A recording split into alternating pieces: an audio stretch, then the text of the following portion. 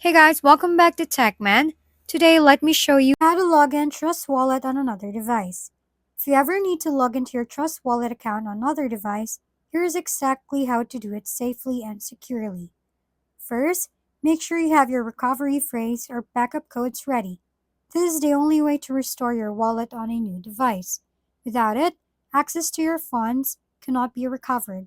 Now, if you're switching to a mobile device, simply download the Trust Wallet app from the App Store or Google Play. Once installed, open it and select I already have a wallet. Then enter your recovery phrase carefully, and your wallet will sync instantly.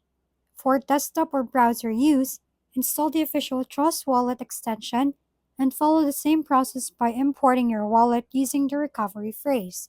Remember, Trust Wallet adds layers to protection through encryption and optional cloud backup for your security.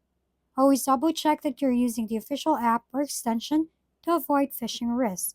And that's how you can securely log into your Trust Wallet on another device.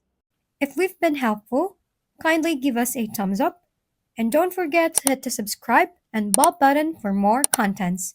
For any questions and suggestions, comment down below.